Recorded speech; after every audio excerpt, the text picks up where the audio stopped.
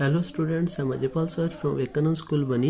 Class 6 Science. Next topic is संतुलित आहार. Okay, हम इसको रीड करते हैं चैप्टर को संतुलित आहार से. आपको पता है संतुलित आहार क्या होता है? कोई भी खाने योग्य सामग्री. और संतुलित मतलब क्या होता है? एक बैलेंस हो जिसके अंदर सभी खाद्य पदार्थों का एक बैलेंस हो, उसको संतुलित आहार बोलेंगे. ओके, सामान्यतः पूरे दिन में जो कुछ भी हम खाते हैं उसे आहार कहते हैं. हमारे शरीर की वृद्धि तथा अच्छे स्वास्थ्य को बनाए रखने के लिए हमारे आहार में वे सभी पोषक तत्व उचित मात्रा में होने चाहिए जिनकी हमारे शरीर की को आवश्यकता होती है. ओके, हमारे शरीर के अंदर पोषक तत्व जो आपको पहले करवाया गया था, कार्बोहाइड्रेट, विटामिन, वसा, प्रोटीन, तो ये सारे पोषक तत्व हमारे संतुलित आहार के अंदर पूरे सही मात्रा में होने चाहिए. कोई भी पोषक तत्व न आवश्यकता से अधिक हो और न ही कम. ओके, संतुलित आहार क्या है? खाने योग्य सामग्री, उस सामग्री के अंदर जिस सामग्री के अंदर पोषक तत्व सभी उचित मात्रा में होने चाहिए. ओके, ना ही ज्यादा होने चाहिए ना ही कम होने चाहिए. हमारे आहार में पर्याप्त मात्रा में रुक्षांश तथा जल भी होना चाहिए. इस प्रकार के ये मत सोचना कि रुक्षांश तथा जल से हमें कोई पोषक तत्व तो नहीं मिलता तो फिर ये संतुलित आहार में नहीं आएगा. नहीं, ये भी आएगा क्योंकि ये भी हमारे शरीर के लिए बहुत जरूरी है. इस प्रकार के आहार को संतुलित आहार कहते हैं. ओके, ऐसा आहार जिसमें सभी के सभी पोषक तत्व उचित मात्रा में प्रेजेंट होते हैं. क्या आप सोचते हैं कि प्रत्येक आयु वर्ग के लोगों को एक ही प्रकार के आहार की आवश्यकता होती है? क्या आप यह भी सोचते हैं कि हमारा संतुलित आहार हमारे शरीर कार्य पर निर्भर करता है? हाँ जी, आप सही सोचते हो. हर एक पर्सन का अलग अलग संतुलित आहार होता है. छोटा बच्चा कम खाता है तो उसका कम संतुलित आहार होगा.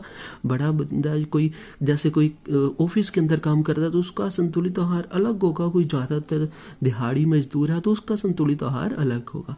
एक सप्ताह की अवधि में आप जो भी खाते हैं उसका एक चार्ट तैयार कीजिए. जांच कीजिए कि प्रतिदिन जो आप भोजन आप करते हैं कि उसमें सभी पोषक तत्व उपस्थित हैं. दालें, मूंगफली, सोयाबीन, अंकुरित बीज, मूंग व चना, क्विंत भोजन, दक्षिण भारतीय भोजन जैसे इडली, आटे का मिक्सचर, मिस्सी रोटी, थेपला, अनाज व दालों से बना केला, पालक, सत्तू, गुड़, उपलब्ध सब्जी, इसी प्रकार के अन्य भोजन कई पोषक उपलब्ध करवाते हैं. इसलिए कोई भी व्यक्ति अल्प व्यय में भी संतुलित आहार खा सकता है. ओके, कम मात्रा में भी संतुलित आहार से वो रह सकता है. कोई ज्यादा प्रॉब्लम नहीं होगी. उचित प्रकार का भोजन करना ही पर्याप्त नहीं है, इसे उचित तरीके से पकाना भी चाहिए ताकि इसके पोषक तत्व नष्ट न हो. क्या आप जानते हैं कि पकाते समय कुछ पोषक तत्व नष्ट हो जाते हैं? हाँ जी, जब आप पकाते हो ना तो पोषक तत्व खत्म हो जाते हैं. पहली यह जानने की उत्सुकता है कि क्या जंतुओं के भोजन में भी ये सभी अवयव होते हैं और उन्हें भी संतुलित भोजन की आवश्यकता होती है? हाँ जी, जंतुओं को भी जरूरत होती है संतुलित आहार की. छिलका उतार कर यदि सब्जियां तथा फलों को धोया जाता है तो यह संभव है कि उसमें विटामिन नष्ट हो जाए. ओके, जब आप धोते हो ना किसी भी जैसे दाल वगैरह को भी धोते हो तो उसके अंदर भी विटामिन कुछ मात्रा में लॉस्ट होते हैं. सब्जियों और फलों की त्वचा में कई महत्वपूर्ण विटामिन, खनिज लवण होते हैं. चावल और दालों को बार बार धोने से भी उसमें उपस्थित विटामिन और खनिज लवण अलग हो सकते हैं. ओके, तो ये उसके अंदर विटामिन धीरे धीरे खत्म हो जाते हैं.